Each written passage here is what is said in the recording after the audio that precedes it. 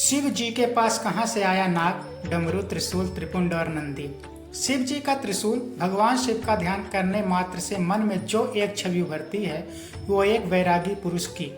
इसके साथ एक हाथ में त्रिशूल, दूसरे हाथ में डमरू, गले में सर्पमाला, सिर पर त्रिपुंड चंदन लगा हुआ है, माथे पर अर्धचंद्र और सिर पर जटाजूट जिसमें गंगा की धारा बह रही है।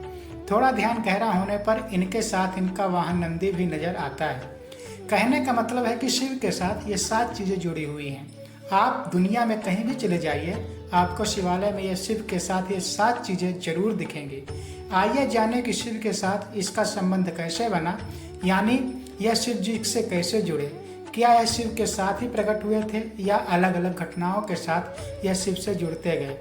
भगवान शिव सर्वश्रेष्ठ सभी प्रकार से अस्त्र शास्त्रों के ज्ञाता हैं, लेकिन पौराणिक कथाओं में इनके 2 प्रमुख अस्त्रों का जिक्र आता है, एक धनुष और दूसरा त्रिशूल। त्रिपुरासुर का वध और अर्जुन का मान भंग यह ऐसी 2 घटनाएं हैं जहां शिव जी ने अपनी धनुर्विद्या का प्रदर्शन किया था, जबकि त्रिशूल का प्रयोग शिव जी ने कई बार किया है। त्रिशूल से शिव जी ने शंखचूड़ का वध किया था, इसी से गणेश जी का सिर काटा था और वराह अवतार में मोह के जाल में फंसे विष्णु जी का मोह भंग कर वैकुंठ जाने के लिए विवश किया था। भगवान शिव के धनुष के बारे में तो यह कथा है कि इसका आविष्कार स्वयं शिव जी ने किया था, लेकिन त्रिशूल कैसे इनके पास आया इस विषय में कोई कथा नहीं है।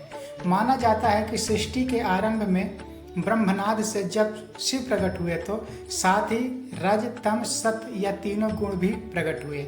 यही तीनों गुण शिव जी ने के 3 शूल यानी त्रिशूल बने। इनके बीच सामंजस्य बनाए बगैर सृष्टि का संचालन कठिन था, इसीलिए शिव ने त्रिशूल रूप में इन तीनों गुणों को अपने हाथों में धारण किया। शिव जी का डमरू भगवान शिव जी को संहारकर्ता के रूप में वेदों और पुराणों में बताया गया है, जबकि शिव का नटराज रूप ठीक इसके विपरीत है। यह प्रसन्न होते हैं और नृत्य करते हैं। इस समय शिव के हाथों में एक वाद्य यंत्र होता है जिसे डमरू कहते हैं। इसका आकार रेत घड़ी जैसा है जो दिन रात और समय के संतुलन का प्रतीक है। शिव भी इसी तरह के हैं। इसका एक स्वरूप वैरागी का है तो दूसरा भोगी का है, जो नृत्य करता है, परिवार के साथ जीता है। इसीलिए शिव के लिए डमरू ही सबसे उचित वाद्य यंत्र है। यह भी माना जाता है कि जिस तरह शिव आदि देव हैं, उसी प्रकार डमरू भी आदि वाद्य यंत्र है। जाने कैसे आया शिव के हाथों में डमरू। भगवान शिव के हाथों में डमरू आने की कहानी बड़ी ही रोचक है। सृष्टि के आरंभ में जब देवी सरस्वती प्रकट हुई, तब देवी ने अपनी वीणा के स्वर से सृष्टि में ध्वनि जो जन्म दिया, लेकिन यह ध्वनि सुर और संगीत विहीन थी।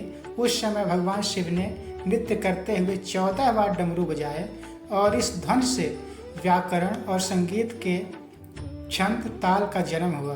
कहते हैं कि डमरू ब्रह्मा का स्वरूप है जो दूर से विस्तृत नजर आता है, लेकिन जैसे जैसे ब्रह्मा के करीब पहुंचते हैं वह संकुचित हो जाता है, दूसरे सिरे से मिल जाता है और फिर विशालतम की ओर बढ़ता है। सृष्टि में संतुलन के लिए इसे भी भगवान शिव अपने साथ लेकर प्रकट हुए थे। शिव के गले में विस्तर नाग कहाँ से आया। भगवान शिव के साथ हमेशा नाग होता है। इस नाग का नाम है वासुकी। इस नाग के बारे में पुराणों में बताया गया है कि यह नागों के राजा हैं और नागलोक पर इनका शासन है। सागर मंथन के समय इन्होंने रस्सी का काम किया था, जिससे सागर को मथा गया था। कहते हैं कि वासुकी नाग शिव के परम भक्त थे। इनकी भक्ति से प्रसन्न होकर शिव जी ने इन्हें नागलोक का राजा बना दिया और साथ ही अपने गले में आभूषण की भांति लिपटे रहने का वरदान दिया। नंदी ऐसे बने शिव के वाहन। नंदी के बारे में पुराणों में जो कथा मिलती है उसके अनुसार नंदी और शिव वास्तव में एक ही हैं। शिव ने ही नंदी रूप में जन्म लिया था। कथा है कि शिलाद नाम के ऋषि मोह माया से मुक्त होकर तपस्या में लीन हो गए। इससे उनके पूर्वज और पितरों को चिंता हुई कि इनका वंश समाप्त हो जाएगा। पितरों की सलाह पर शिलाद ने शिव जी की तपस्या करके एक अमर पुत्र को प्राप्त किया, जो नंदी नाम से जाना गया। शिव का अंश होने के कारण नंदी शिव के करीब रहना चाहते थे। शिव जी की तपस्या से नंदी शिव के गणों में प्रमुख हुए और वृषभ रूप में शिव का वाहन बनने का सौभाग्य प्राप्त हुआ। बोलिए शंकर भगवान की जय। जय भोले।